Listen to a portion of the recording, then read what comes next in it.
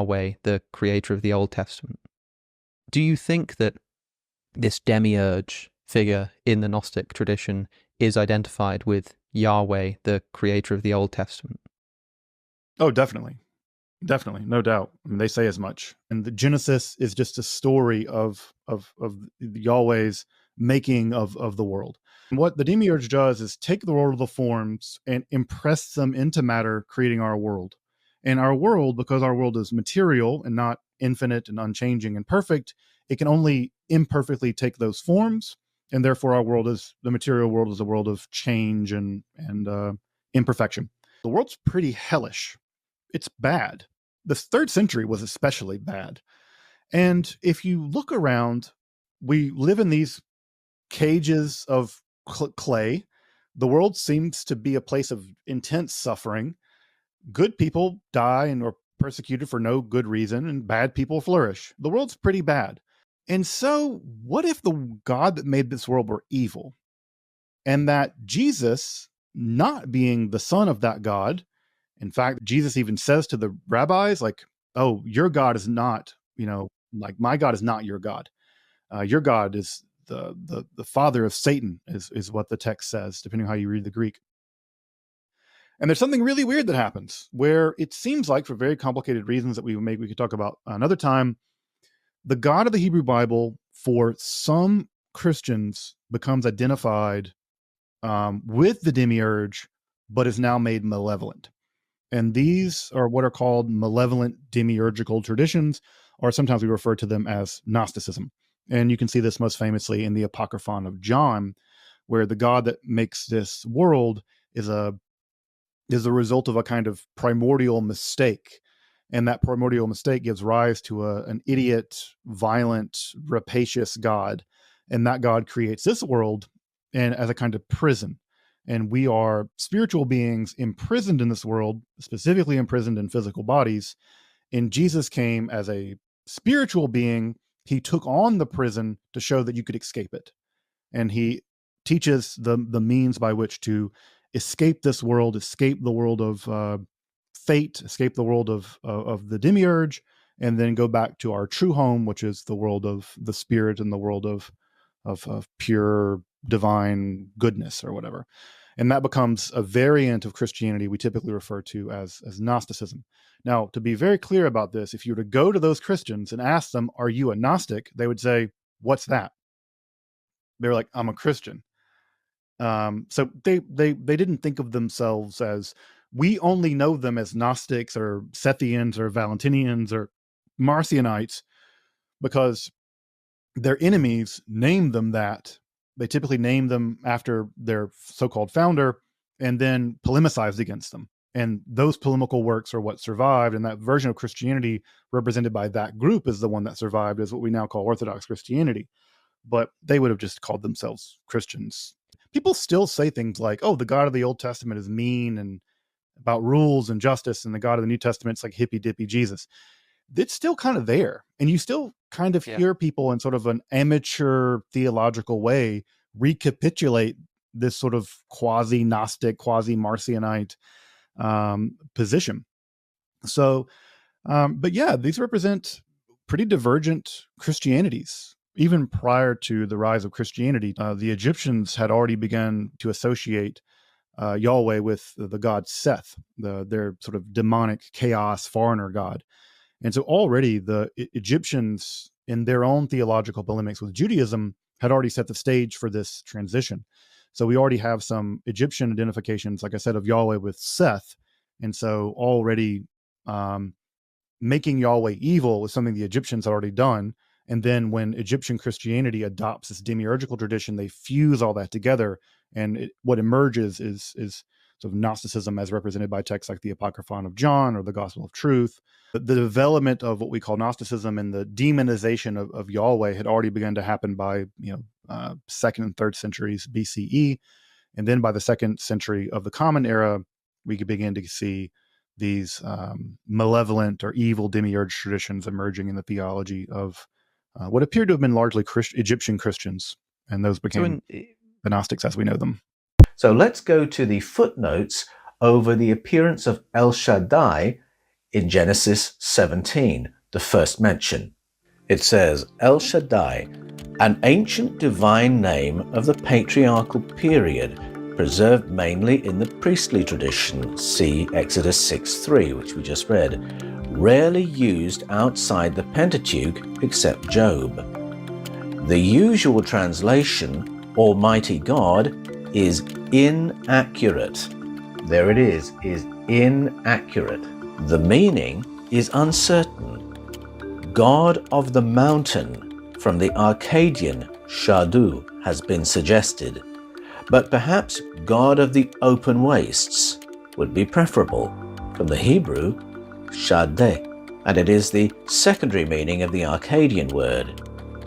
It seems to have been a divine name brought from Upper Mesopotamia by the ancestors of the race. The word Yahweh is mistranslated into our Bibles as Eternal One, God of eternity. This is not what Yahweh is. Yahweh in the Canaanite pantheon was a lesser god, a god of storms and a god of metallurgy and war. Yahweh was one of the 70 sons of El. And so this Canaanite pantheon is a later iteration of the original Elohim. Elion, where the most senior of the Elohim is parceling out people groups to give to the different powerful ones.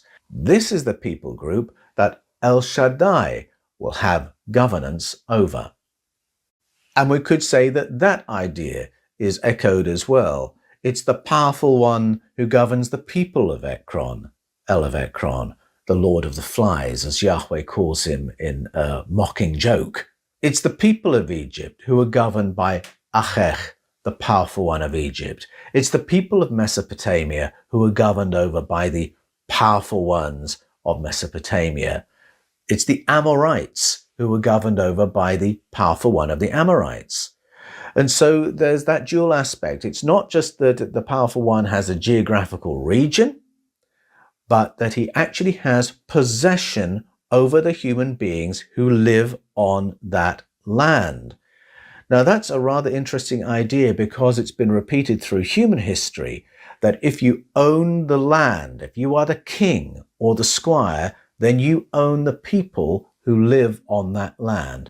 The word Iblis, or the name Iblis, was father of creation. I was asking him about this concept of Iblis being the creator of the physical realm. Ahmed Hassan Salam, he said, what does Gabriel mean? And I thought about it and I said, Gabriel, it's, Jibreel, it's from Jabarut Allah, the might of God. Because you always have like Jibreel, Mikael, Israfil, Ismail, Israel. The names of these angels, it always ends with this Il or El, right? Yeah. Which is a word that's known to mean God. He asks me, what does shaitan mean? Okay. Basically provoking me to split the word shaitan, just as we had split the words of the names of the angels. And so he breaks down the name of shaitan into shay and tan. Okay. And he says, what does that mean? And shay in the Arabic language means something. Okay. And tan means clay. It comes from teen. It's a different form of mud or clay. Okay. And so shaitan all of a sudden becomes something from clay. And then Oh my gosh. he brings to mind the narration of Imam Ali alayhi salam, where he says that everybody is the shaitan of his own self. Everybody is the devil of his own self. Shaitan, something from clay, is basically a word that refers to all of these physical bodies that the devil himself had created. Yeah. He says, what about the name of Iblis? He says, do the same thing as you did with Shaitan and as you did with Gabriel and the other names. And so it was clear that it's Ib or Ab, Lis. Ab or the Aleph and the Ba in the beginning of Iblis, it means father. And he says, and Lis is an ancient word that means creation. But fellow aliens, humans, this video goes out to the 99%, the last sheeps. You know who you are. The religious fanatics who believe in the God in the Bible, right? Again, I'm going to explain. The God in the Bible are Elohims. They are the fake gods. They are not the real God. They are not the creator God. The name of the creator God is Source. And I would advise you to start using that name, right? It is very important that you use that name. You need to differentiate between these gods, right? Or else you will be giving your worship to the wrong God. No, remember, Source, the real creator God, do not want your worship. He wants your acknowledgement. Okay? He is already in you. He wants you to be aware that he is there. Right? So he could communicate with you and you could communicate with him. Okay? That is the difference between the real God and the fake God. The real God is not evil. He do not wish death upon anyone. Instead, he developed a karmic law where justice is served by your deeds. If you kill, you'll be killed. And I think that's fair enough. If you rob, you will get robbed. You understand what I'm saying? So, there is a difference between these gods, and you need to know them. You're out there busy preaching every day, right? But the thing is, you're not giving your energy to the right entity, the right creator. And at the end, you're gonna think, well, you're doing the right thing, only to find out that you were working in vain, right? So before you reach that point, I wish to enlighten you, right?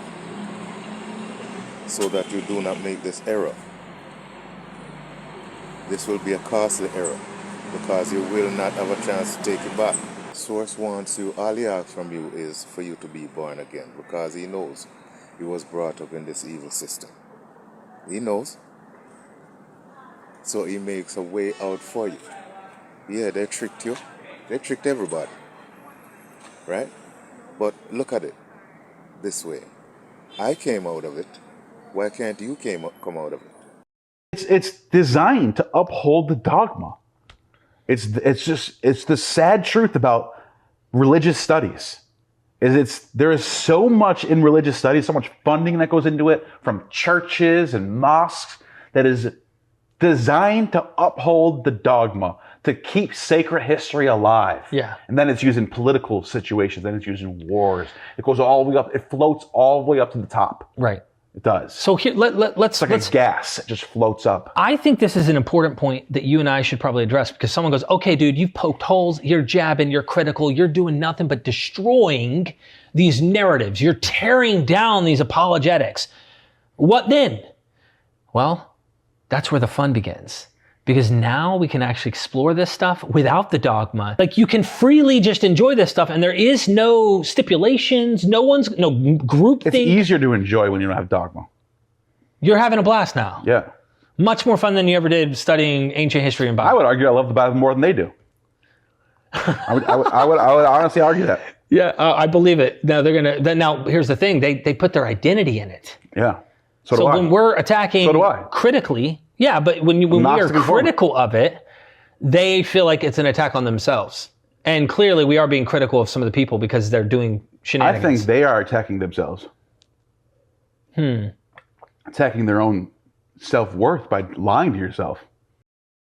In my mind's moon, for I am in tune with a source that is being refracted by the light of the sun as it drops on the one